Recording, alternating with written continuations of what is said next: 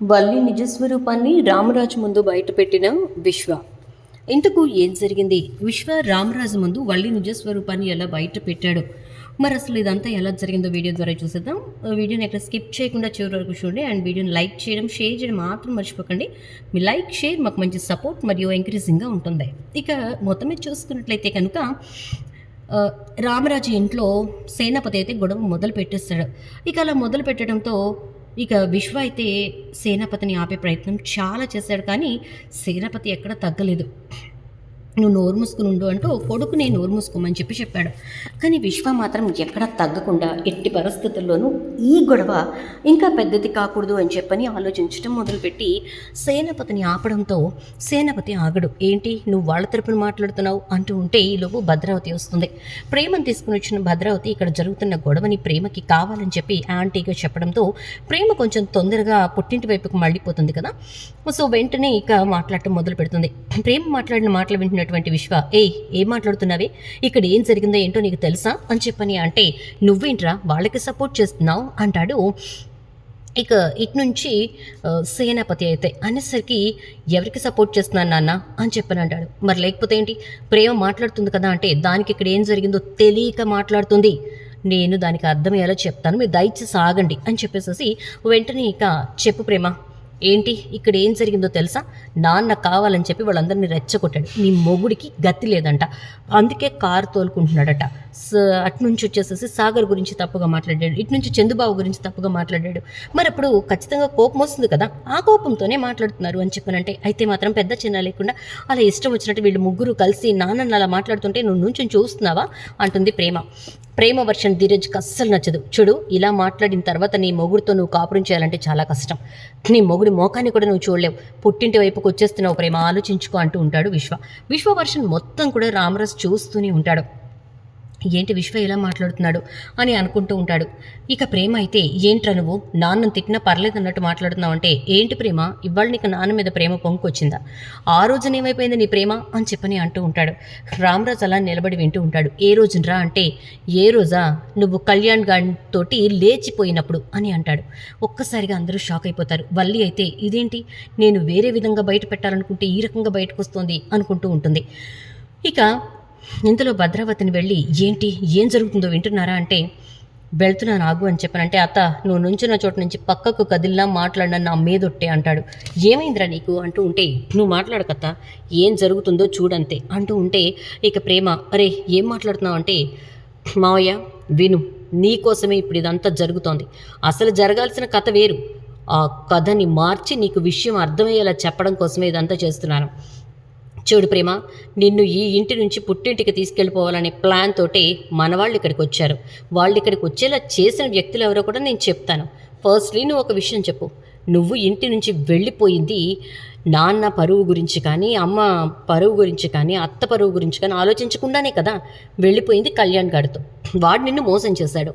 అప్పుడు నువ్వు రావాల్సింది ఇంటికి. అలా రాకుండా ఆ రోజున పరిస్థితుల్ని బట్టి వాడు నిన్ను అమ్మేస్తే ఎక్కడ వాళ్ళు వచ్చి నిన్ను పట్టుకుపోతారోనని, పోలీసులు వచ్చి బ్రోతల్ కేసులు నిన్ను ఎక్కడ అరెస్ట్ చేస్తారోనని చెప్పి ధీరజ్ నీ మెళ్ళలో తాళి కట్టాడు. అవునా కాదా అంటూ ఉంటే భద్రావతి, ఒరే ఆగరా అంటూ ఉంటే, ఏ అత్త నువ్వు ఇదే విషయాన్ని పెద్ద రచ్చ చేసి గొడవ చేసి కాపురాలు విడిపోయే రీతిలో బయట పెట్టాలనుకున్నావు కదా అని అనేసరికి ఒక్కసారిగా భద్రావతి షాక్ అవుతుంది.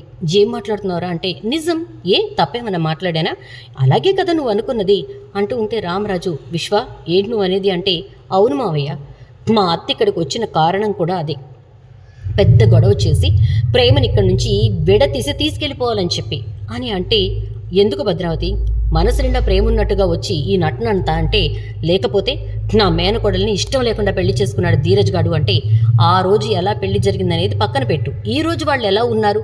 ఒకవేళ ఈ రోజున కూడా వాళ్ళు ఇంకా కలవకపోయినా, లేకపోతే ఒక్కటి కాకపోయినా ఒకరినొకరు అర్థం చేసుకునే పరిస్థితుల్లో ఉంటే అలాగే మనం ఖచ్చితంగా వేరు చేసేయచ్చు, తీసుకెళ్ళిపోవచ్చు. కానీ వాళ్ళు ఒకరిని వదిలి ఒకరు ఉండలేని పరిస్థితుల్లో ఉన్నారు కదా.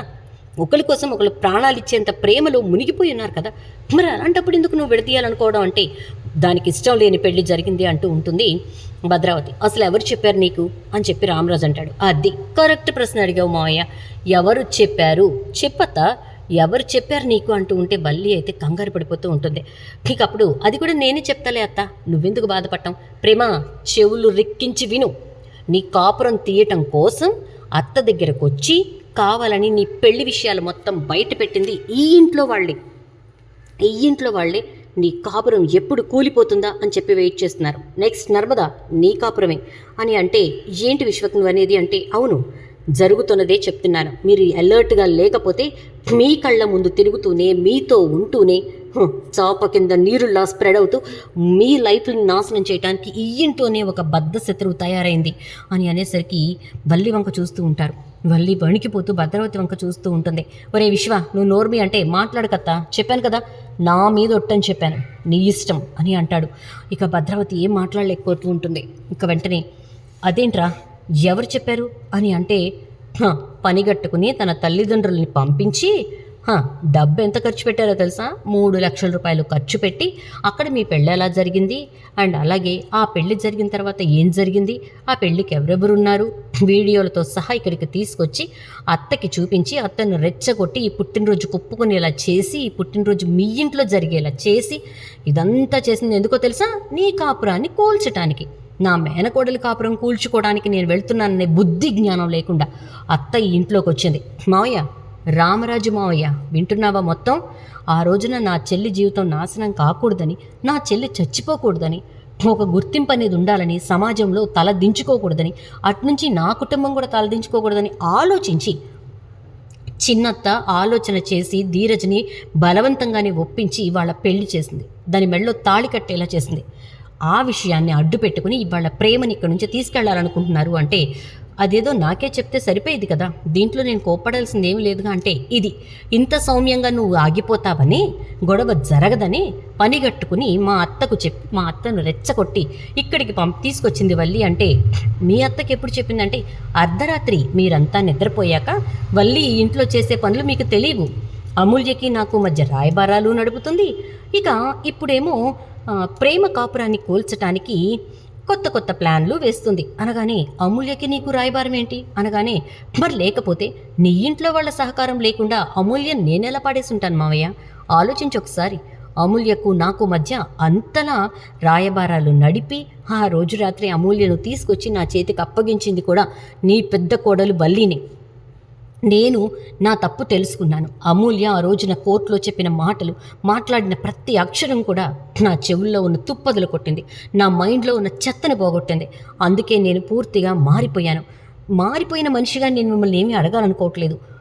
మారిపోయాను కాబట్టే నా చెల్లెలు కాపురం కూలిపోకూడదు అని చెప్పి వల్లి వేస్తున్న ప్లాన్ని ఇక్కడ అర్థమయ్యేలా అందరికీ తెలిసేలా చెప్తున్నాను అని అంటూ ఉంటే, ఇక ఒక్కసారిగా రామరాజు వల్లి దగ్గరికి వస్తాడు. ఏమా విశ్వ చెప్తుంది నిజమేనా అంటూ ఉంటే, నాన్న ఒక్క నిమిషం అంటూ చందు వస్తాడు. చెప్పు వల్లి, విశ్వ చెప్పింది నిజమేనా అంటే, అది బా అంటే అది అంటూ ఉంటుంది. చెప్తావా లేదా అంటాడు.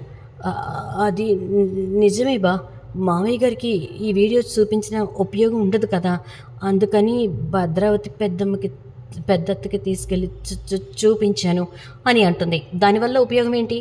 ప్రేమ జీవితం నాశనం అవ్వడం. నీకు కావాల్సింది అదే కదా, ఎందుకంటే ప్రేమ ధీరజ్ కలిసి నువ్వు చేసిన కుట్రలు, నువ్వు చేసిన మోసాలు బయట పెట్టారు కాబట్టి వాళ్ళు కలిసి ఉండకూడదు అని కదా. నీ కాపురం ఎలాగో పోయింది, ఇక వాళ్ళ కాపురం కూడా ఉండకూడదని, అంతే కదా. అంటే కాపురం పోవడం ఏంట్రా అంటే, ఇది పెద్ద మోసగత్త నాన్న, నీకు తెలియకుండా చాలా మోసాలు చేశారు వీళ్ళమ్మ నాన్న ఇది అందరూ కలిసి. సో ఆ మోసాలన్నీ బయట పెట్టింది ప్రేమ ధీరజ్ నర్మద మాత్రమే.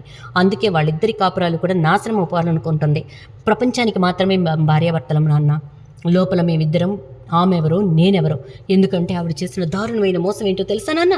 కడుపు రాకుండానే కడుపుతో ఉన్నానని చెప్పి అబద్ధం చెప్పటం, ప్రెగ్నెన్సీ పోకుండానే నా ప్రెగ్నెన్సీ పోవడానికి కారణం నర్మదే అని చెప్పి అబద్ధం చెప్పటం, కడుపులో బిడ్డ లేకుండానే తంతోంది నీకు తెలుస్తోందా అని చెప్పి నన్ను నా ఎమోషన్స్తో ఆడుకోవడం. ఇలాంటి మనిషిని నాన్న నువ్వు ఇంటికి కోడలుగా తీసుకొచ్చుకున్నది ఇది తెలిస్తే నువ్వెక్కడ గుండెపోటుతో చచ్చిపోతావనని ఎంత భయపడుతూ వస్తున్నావో తెలుసా నాన్న అంటాడు చందు. దాంతో రామరాజు వల్లి వంక చూస్తూ ఛీ అని చెప్పి తనని వాళ్ళ పుట్టింటికి పంపించే బుజ్జమ్మ అంటూ లోపలికి వెళ్ళిపోతాడు.